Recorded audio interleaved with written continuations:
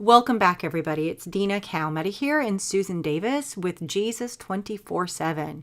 And today we're going to continue in our series, The Book of Daniel for Beginners, and we are on chapter 8. Susan, welcome back to the show. Well, thanks so much, Dina, and glad to be back. And wow, this is an action-packed chapter, okay? And it's action-packed in an action-packed book of the Bible. This is probably, well, I don't like to classify books in the Bible, but it's a very significant book. The reason for that is it's very prophetic, and it's got a lot of amazing encounters with God throughout. So for anybody who's joining us now for the first time, I implore you to go back and check out our videos 1 through 7, part 1 and part 2 of chapter 7 also. I mean, we cover a lot of material. We meet Jesus with the 3 boys in the fiery furnace. We see the disembodied hand writing on the wall. We see Daniel escaping lions in the lion den.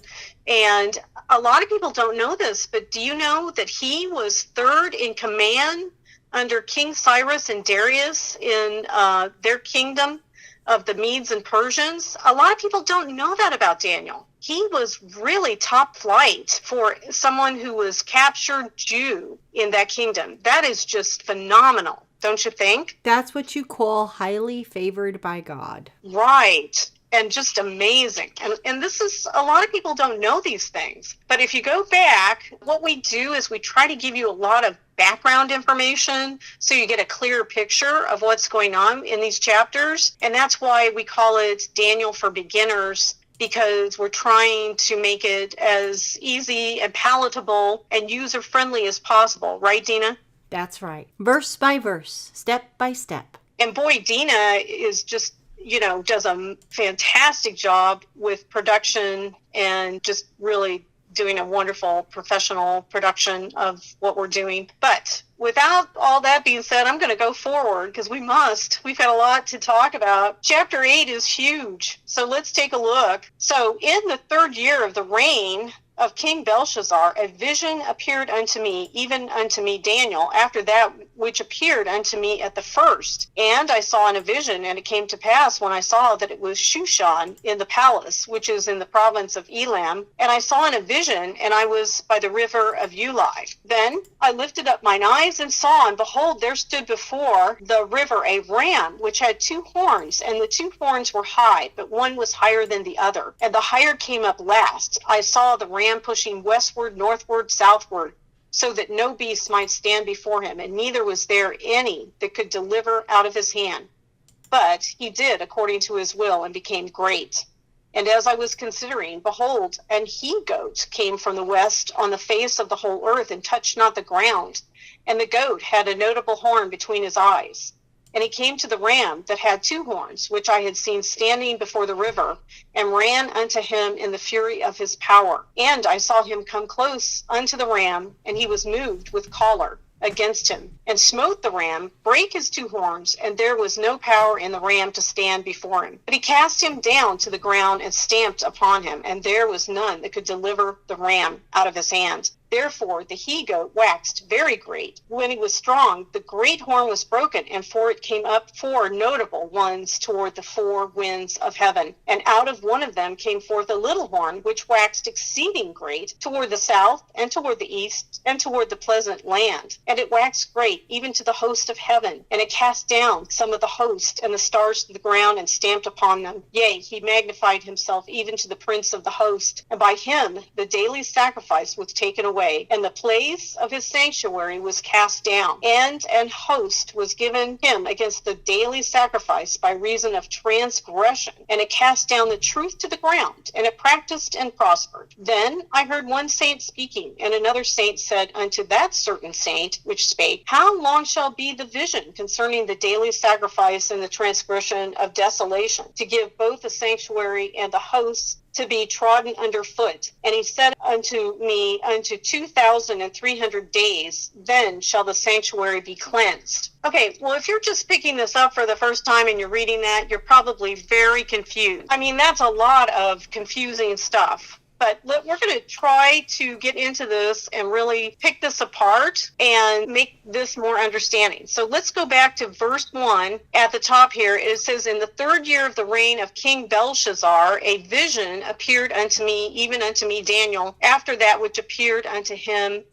me at the first. Well, Belshazzar was a Babylonian king. He came sometime after Nebuchadnezzar. Now, Daniel came into Babylon during the time Nebuchadnezzar was king, and he remained through various reigns of kings, and King Belshazzar was one of them, and he was an evil king. If you want to know more about him, go back to chapter 3, and you can hear all about, the writing on the wall, and that's about Belshazzar. But it goes on to talk about the location. It says, and I saw in a vision, and it came to pass, when I saw that, I was at Shushan in the palace, which is in the province of Elam, and I saw in a vision, and I was by the river of Ulai. Okay, he's having a vision right here, but he was in Shushan. I like to talk about this because, Dina, Shushan is where my name comes from, Susan. Did you know that? I did not know that. Now, Shushan means lily. This is just funny. I have to collect pictures of lilies, especially Monet. I like the Monet lilies, right?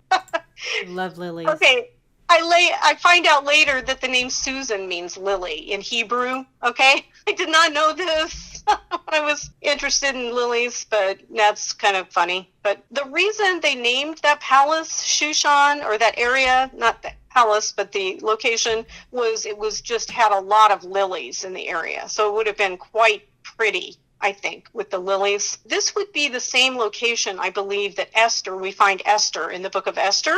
Okay? Mm-hmm. Just for interest, we see Daniel here in 551 BC. That's 551 years before the birth of Christ. The city is in Persia. It was about 230 miles east of Babylon and about 120 miles north of the Persian Gulf. If that, you want to know where we are. You got to kind of get a feel for where we are. Let's go ahead and take a look. It says here, and this is Daniel talking about this vision he's having. He says, then I lifted up mine eyes and saw, and behold, there stood before the river a ram which had 2 horns, and the 2 horns were high, but one was higher than the other, and the higher came up last. Okay, who is the ram? The ram is Persia and the Medes, the Medo-Persian kingdom, which had taken over from Nebuchadnezzar. That's what this represents. This ram also represents, in the statue that we see in chapter 2, in the dream of Nebuchadnezzar, where the gold head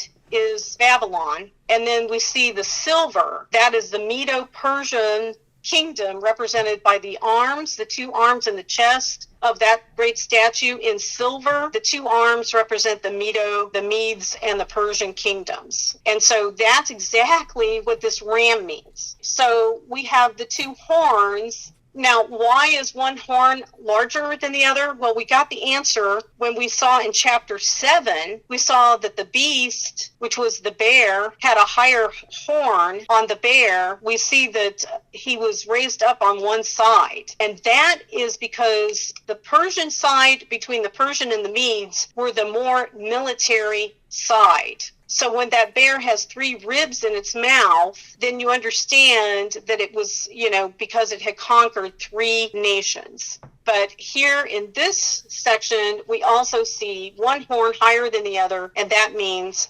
that the Persians were the more warring faction between the Medes and the Persians. And that time, we would have seen that Cyrus was the one who was more, military oriented. And that's why we see that, the 2 uneven horns. Okay. It says in 4, I saw the ram pushing westward and northward and southward, so that no beast might stand before him. Neither was there any that could deliver out of his hand, but he did according to his will, and became great.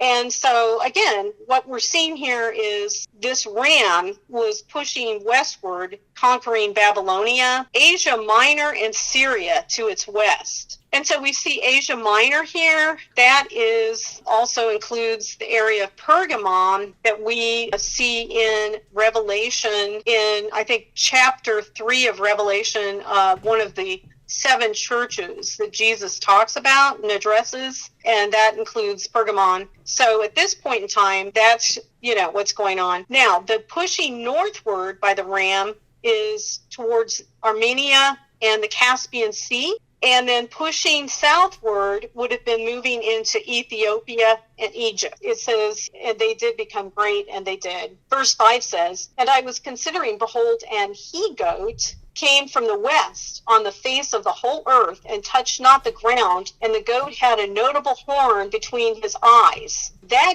goat is Greece, and that represents the third section of the statue in Nebuchadnezzar's dream, and that's the belly, which is the bronze, which represents the Bronze Age in history, and that was utilized by the Greeks. They were using bronze or brass, okay? And that's, the one and the same. So the key goat is Greece. Now, there's a notable horn between his eyes. Okay, I'll tell you what that is. That horn represents Alexander the Great. Alexander the Great, he was a conqueror, and he was a very young guy when he started his conquests for Greece, and he studied under Aristotle. So he was also very bright, but he used elephants to conquer a large section of the world, and it went from Greece all the way across Asia. In fact, he conquered a staggering 1.5 million square miles. I mean, given the fact that there were no tanks or cars or anything back then, that was quite an accomplishment, right, Dina? That's right, yeah. Oh, yeah, definitely. He actually destroyed the Medo-Persian Empire that I mentioned,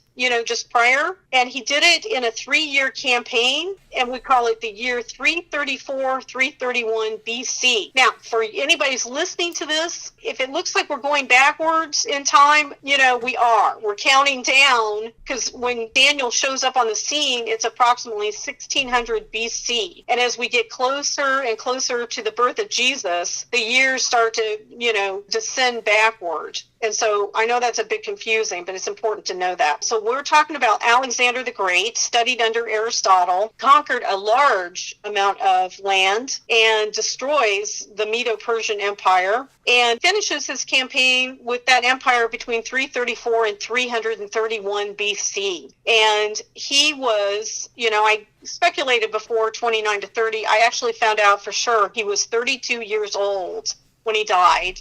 Very young man, and he actually died not just of syphilis, but also malaria. And so he wasn't living a very good life there at the last, but, that's that. So that's what happened to him. And it's interesting to note Cyrus of Persia, that I mentioned before, of Persia, the warring campaign, he died in 529 BC after conquering Babylon. And Darius was 62 at the time that they conquered Babylon. So when Alexander the Great takes over in 334 BC to 331, neither of those two guys would have been on the scene. They would have already been gone. So Alexander the Great comes in 152 years later, after Cyrus and Darius are king. So if that kind of gives you a feel of where we are on the whole timeline here. Now, let's get back to this he-goat that we see in verse 5. And it says, and I was considering, behold, a he-goat came from the west on the face of the whole earth, and touched not the ground. And the goat had a notable horn between his eyes. We know that's Alexander the Great. 6 says, and he came to the ram that had 2 horns, which I had seen standing before the river, and ran unto him in the fury of his power. And so this is Alexander the Great taking on the Persian and the Medes directly. And I saw him come close unto the ram, and he was moved with choler. Now, choler, that word means angst, anger, against him, and smote the ram, brake his 2 horns, and there was no power in the ram to stand before him, but he cast him down to the ground and stamped upon him, and there was none that could deliver the ram out of his hand. Okay, therefore the he-goat waxed very great.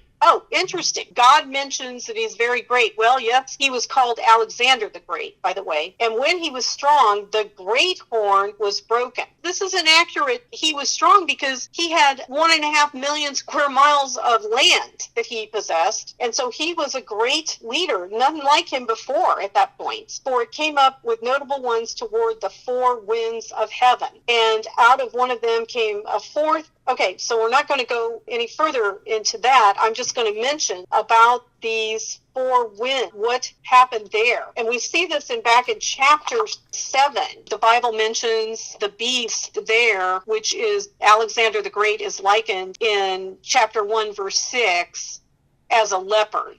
It says, after this I beheld, and lo, another like a leopard, which had upon the back 4 wings of a fowl, and the beast had 4 heads, and dominion was given to it. Okay, that is, again, Greece and Alexander the Great. Now, what are the 4 heads? And we see the 4 winds mentioned here, and I'll tell you what it is. It is after the death of Alexander the Great, who died at age 32, this empire that he had taken over would be divided up among 4 leaders. So let's take a look who it was divided, like it was broken into 4 other kingdoms after Alexander the Great had conquered it all. It was taken over by number 1 kingdom Ptolemy over Egypt, the Egyptian area. Number 2 was Cyrene, was over Cyprus and Palestine. Number 3 was Seleucus over Syria, Babylonia, southern Asia Minor, and which again is Pergamon. We mentioned that before. And then Cassander is the 4th leader over Macedonia and Greece. Okay, so 4 leaders took the conquest of Alexander the Great and split it up somehow, and that's when God's talking about this. Now, this is truly fantastic. God could predict through Daniel and this vision, all this history that would unfold that Daniel had no clue whatsoever, but God shows it to him in this vision. It's fantastic. So we see here that, Alexander the Great had 4 notable ones toward the 4 winds, and that's those groups. But let's go on, and it says, and one of them came forth a little horn which waxed exceeding great toward the south, toward the east, and toward the pleasant land. And it waxed great even to the host of heaven, and it cast down some of the host and of the stars of the ground and stamped upon them. Okay, now who is this, and what is this about? This is about, we're talking about another leader that comes forth in that time frame, and we're talking about a guy named Antiochus the 4th of Epiphanes. He was a leader that came forth, and what region he came from? That, it says a little horn that came out of that section of those 4 leaders. And who was this guy? Well, he came from that section that I specifically listed. It was Seleucus over Syria, Babylonia, and southern Asia Minor. We're going to talk about why that's so significant, that Antiochus Epiphanes comes from that particular area. He was the 8th ruler of the Seleucid division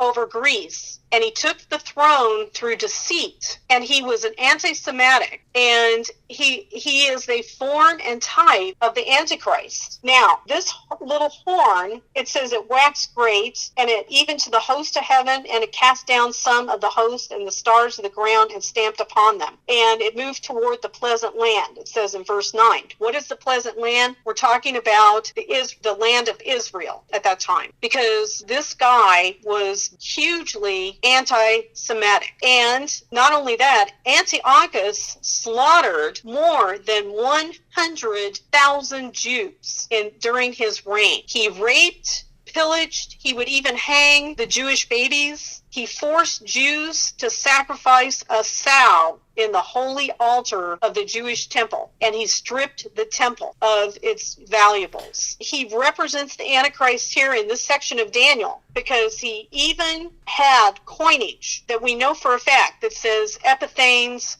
God. He declares himself God on the coinage of that period of time. Now, we know for sure that, it's talking about him. Let me go on and read a little more in the Bible about him. 11 says, yea, he magnified himself even to the prince of the host, and by him the daily sacrifice was taken away, and the place of its sanctuary was cast down. So he did do that. And 12 says, and a host was given him against the daily sacrifice by reason of transgression, and it cast down the truth to the ground, and it practiced and prospered. And 13 goes on to say, then I heard one saint speaking, another saint said unto that certain saint which spake, how long long shall be the vision concerning the daily sacrifice and the transgression of desolation, to give both the sanctuary and the host to be trodden under foot. So Daniel overhears a discussion about this situation, and he said unto me in verse 14, unto 2,300 days, then shall the sanctuary be cleansed. Well, Dina, this is absolutely fascinating, because I want you to know that Antiochus Epiphanes' kingdom lasted exactly to the penny 2,300 days. Can you believe that? That's incredible. Yeah, and it works out that he was in control 171 BC to 165 BC, exactly 6 years, 0.297. And, you know, he is definitely a picture of the Antichrist, because he comes in peacefully. He takes the kingdom by peace, which we learn that about the Antichrist in Revelation. The Antichrist doesn't storm in and take anything by power. He does it peacefully, the Bible says, with a peace treaty, of course. And so same with Antiochus Epiphanes. He is an exact image of the Antichrist. But then after he's in power, he turns on everyone, and, you know, he begins his siege of slaughter, especially over the Jews, which is exactly what's going to happen in, you know, the end times and the tribulation with the Jews and the Antichrist. His true colors come out, and he declares himself God. And I want to point this out. This is just exceedingly fascinating that, you know, Daniel foretold about this guy back in, it would have been 550 BC, approximately, when he had this vision. So amazing, 379 years earlier, Daniel predicts the acts of Antiochus Epiphanes over the area. Now, when I mentioned the area that he came from, I mentioned that it was Asia Minor, which was, by the way, Pergamon. And Pergamon in Revelation 3, one of the 7 churches, is the seat of Satan. Now, isn't that fascinating that Antiochus Epiphanes is over the area where the seat of Satan is? This guy is definitely an image of the Antichrist. And here's the other thing that's fascinating. So he creates coinage with his name on there and declares himself God on the coins. Okay, that's a direct duplication of image of the Antichrist, because the Antichrist will also be responsible over money in the tribulation through the mark of the beast, and he will declare himself God. And if people don't acknowledge him as God and accept the mark of the beast, they will be destroyed by him. And so, do you see the parallels of these two men? Very interesting. Yes. And so it's no accident that we see this guy coming out of the area that the Bible calls the seat of Satan. No accident there. We know that the enemy is, you know, involved in all that's going on when it comes to these things. And so let's go forward. We'll try to get into the next section. It's amazing how God put all this together, isn't it? He is the best storyteller. Unbelievable. Just, I mean, if you can't read this book of Daniel, understand this, and see that God is real, then I don't know what it takes, okay? But we're going to verse 15. It says, and it came to pass when even I, Daniel, seen the vision and sought for the meaning, then behold, there stood before me as the appearance of a man. And I heard a man's voice between the banks of Beulah, which called and said, Gabriel, make this man to understand the vision. So I came near where I stood, and when he came, I was afraid and fell upon my face. But he said unto me, understand, O son of man, for at the time of the end shall be the vision. Now, as he was speaking to me, I was in deep sleep on my face toward the ground. But he touched me and set me upright. And he said, behold, I will make thee know what shall be in the last end of the indignation. For at the time appointed the end shall be. The ram which thou sawest having 2 horns are the kings of Media and Persia. And the rough goat is the king of Gracia. And the great horn that is between his eyes is the first king. Now, that being broken, whereas 4 stood up for it, 4 kingdoms shall stand up out of the nation, but not in his power. And in the latter time of the kingdom, when the transgressors are come to the full, a king of fierce countenance and understanding understanding dark sentences shall stand up, and his power shall be mighty, but not by his own power. He shall destroy wonderfully, and shall prosper and practice, and shall destroy the mighty and the holy people. And through his policy also he shall cause craft to prosper in his hand, and he shall magnify himself in his heart, and by peace shall destroy many. He shall also stand up against the prince of princes, and he shall be broken without hand. And the vision of the evening and the morning which was told is true. Wherefore shut thou up the vision, for it shall be for many days. Okay, let's take a look here. We've got Daniel, and he's having this vision, and we go forward here, and he hears a man's voice between the banks of Uli, which called and said, Gabriel, make this man to understand the vision. Well, I believe that voice is God, and God is calling Gabriel, the angel, to explain the vision to Daniel. And so he came near where I stood, and when he came, I was afraid and fell upon my face. But he said unto me, I understand, O son of man. Daniel here is being called son of man, for at the time of the end shall be the vision. Now, as he was speaking with me, I was in deep sleep on my face toward the ground, but he touched me and set me upright. Now, I want to tell you how significant this scripture was to me a while back. Okay, he's speaking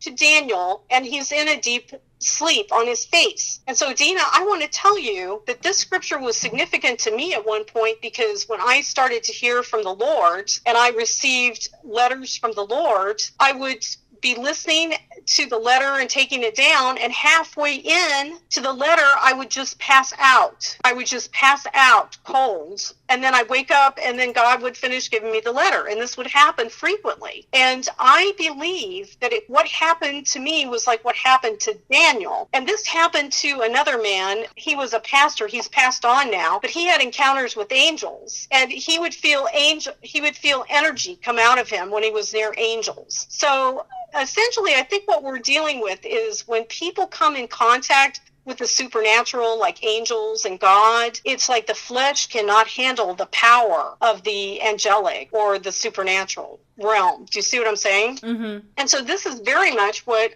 I think exactly happened to Daniel here. He fell into a deep sleep because he was in direct communication with an angel, Gabriel, and the flesh cannot handle the angelic. And that's what we see here. And he said, behold, I make thee know what shall be in the last end of the indignation, for at this time appointed the end shall be. And so he goes on in 20, and he gives the clear explanation that the two horns we talked about before are the kings of Media and Persia, the Medo-Persian kingdom, Cyrus and Darius. And the rough goat is the king of Grecia, and that's, Alexander the Great. And the great horn that is between his eyes is the first king. And he was, Alexander the Great, who took over all that landmass. And now being broken, whereas four stood up for it, 4 kingdoms shall stand out of the nation, but not in his power. And exactly right. Those 4 nations I mentioned before, I talked about them, was Ptolemy over Egypt, Cyrene over Cyprus and Palestine, Seleucus over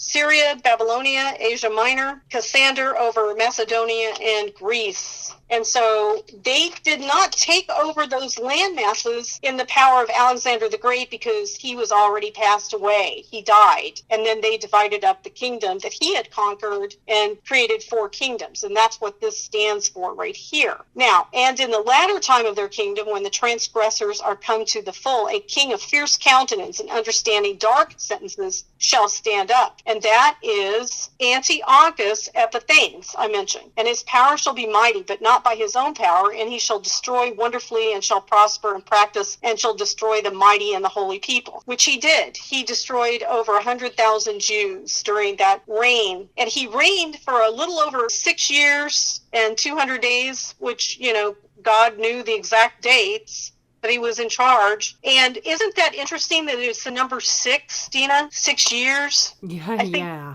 Very interesting. Yeah, and I think he's a direct representation of the future Antichrist to come. And so in the latter of their kingdom, when the transgressors are come to the full, a king of fierce countenance, understanding dark sentences shall stand up. And his power shall be mighty, but not by his own power. He shall destroy wonderfully, and shall prosper and practice, and shall destroy the mighty and the holy people. Now, he destroys wonderfully. That doesn't mean, oh, isn't it great what he's doing? It means that he destroys completely, okay? That's what that means, that his destruction is complete. 25 says, and through his policy also he should cause craft to prosper in his hand, and he shall magnify himself in his heart, and by peace shall destroy many. He shall also stand up against the prince of princes, but he shall be broken without hand. Well, he did stand up against the prince of princes when he declared himself God. And he even had it imprinted on, Epiphanes' money, which is, again, this is all symbolic of the Antichrist, who will do the identical thing by the power of,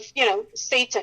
Satan will rule over their hearts. He ruled over Epiphanes, and he will rule over the Antichrist. And this is all symbolic of what's to come. Now, it says, but he shall be broken without hand. Yes. It's very interesting because Antiochus Epiphanes was not destroyed by an enemy. He had a war defeat and he died through his own misery. That's what the history books talk about. I just want to mention that the same will be for the Antichrist. No enemy will come against the Antichrist. It will be by the word of the mouth of the Lord Jesus that he's finally destroyed. When Jesus returns with his church to stop Armageddon at the end of the 7-year tribulation, the biggest war in the history of mankind. So these two men are identical in their endings. And it says here in verse 25. So 26 says, and the vision of the evening and the morning which was told is true. Wherefore shut thou up the vision, for it shall be for many days. Okay, what are those many days? Well, I'm telling you,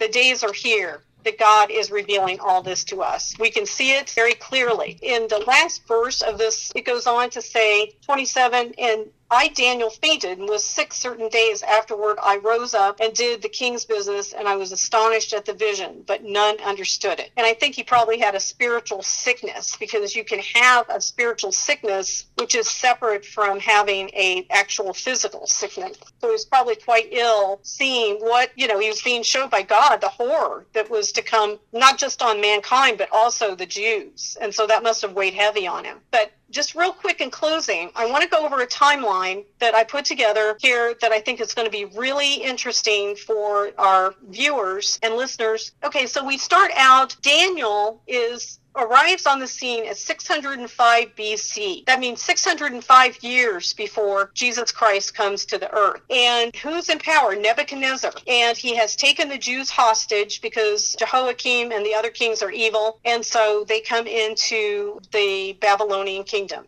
Okay, 603 before Christ, Daniel interprets Nebuchadnezzar's dream in chapter 2. So that's a couple years later. Then all the way to 586 BC, the Babylonians destroy Jerusalem. 580 BC, 6 years later, we see Shadrach, Meshach, Abednego in the furnace with Jesus himself. He's the fourth son of God in there. Okay, then we go on to 550 BC. Belshazzar shows up. He assumes the throne in Babylon. He's the one that sees the writing on the wall. And so that's about, I don't do math too well, about 30 years later. Then 539 BC, Babylon falls to Cyrus. Persia and the Medes, they block the water, Euphrates, and they come in under the wall of the Babylonians. And then in 538 BC, about a year later, the Jews go home to Jerusalem, many of them from Persia. However, Daniel is not one of them. 537 BC, the next year, Daniel is saved from the lion's den. And so he's a much older man at that. See, he came on the scene in 605. He's in the lion's den at 537 BC. And then 529 BC, Cyrus, who's over the Medes, dies. So around up to 486 BC, Darius reigns in Persia, and he is, over the Persians. Now, we see, this is fascinating, 486 to 465 BC, Ahasuerus or Xerxes reigns in Persia. Now, he is the king in the book of Esther, okay, that we're familiar with. 483 BC, this is when Xerxes